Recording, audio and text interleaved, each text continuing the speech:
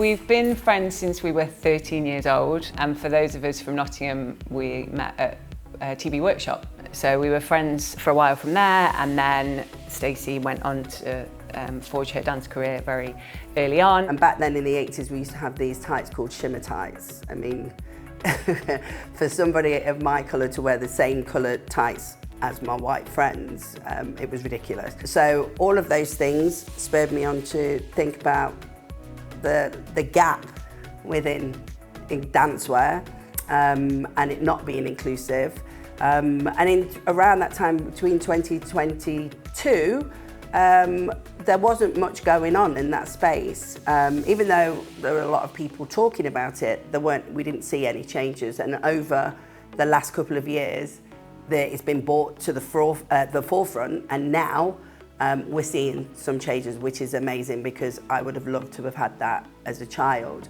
But through the work that we did with the Tide movement, that Tide movement's around educating people. So Tide was a word that I constantly use. I'm tired of hearing the same excuses. I'm tired of having the same conversations. And so I like an acronym and decided to call it Trying to Improve Racial Equality in Dance. And at that time, we didn't know what the Tide movement was going to be. We set up we started off with a webinar, didn't we? And invited casting directors, principals, awarding bodies, choreographers, parents, dancers to come on. This was during lockdown, to have a conversation about it. And so we thought, well, actually, let's get more people talking about this. And I mean, our strapline is the more voices we hear, the louder we become. And so we set up a social media platform. And now we've got nearly 7,000 followers from all over the world, and people from the industry, famous people following us, and we got people to just share their voice and send videos in, and that's really where it started. And then it was like, well, what now? We've got this platform, great, everyone's speaking about it, how do we connect with the industry? We wanted to ensure that if we were going to create a brand, we thought about everything. And obviously, like I keep saying, it's my truth, it's what I experienced. There was nothing that anybody could come and talk to us about Shay's Dancewear not being inclusive, or have you thought about this? Because we thought about absolutely everything. And then that was it. We remortgaged our houses, used all our savings, and went off we go.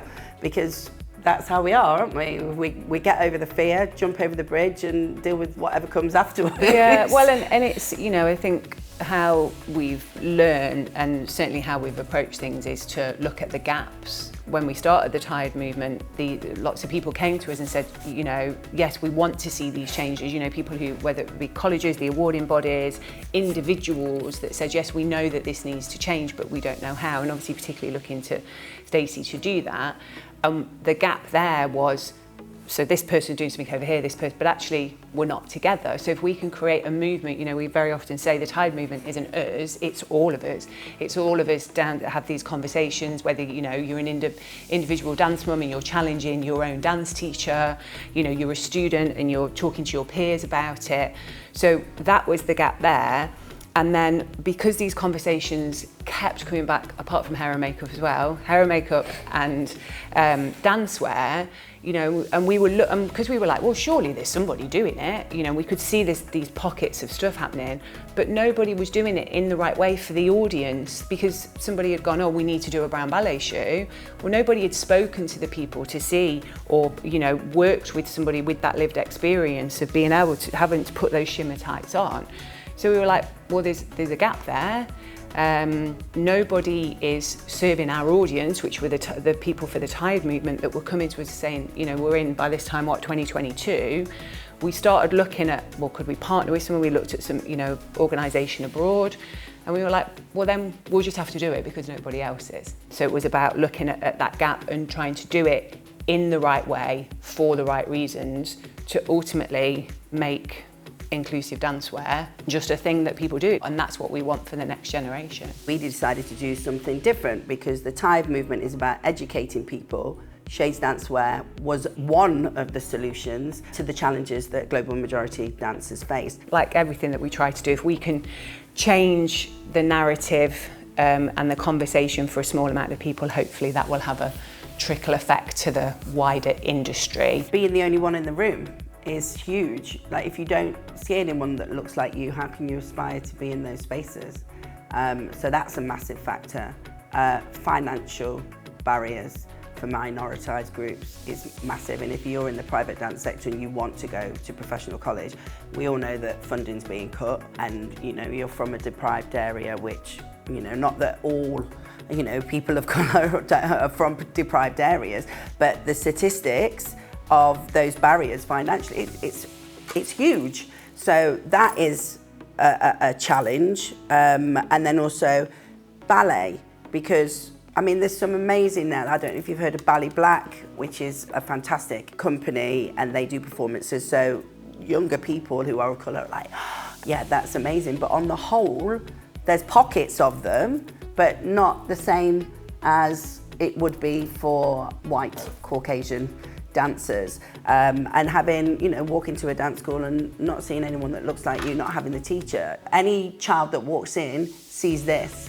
And recently, in the last year, I've had a black student start who left a dance school because of all the things that we're talking about, and who had to wear pink tights and everything. And her mum said to me when she came to my school that her daughter was just absolutely buzzing, and it brought tears to her eyes because she hadn't had that. And she felt really, really included. And when she heard about Shades Dancewear and what she could wear, she was in tears because she's never seen it before. And that was really heartwarming for me. But then, people can come to the school and they see this face, think that I am the street dance teacher automatically. They don't think that I'm the principal, because that is the narrative of that's your space. You stay in commercial dance and lead classical dance over here.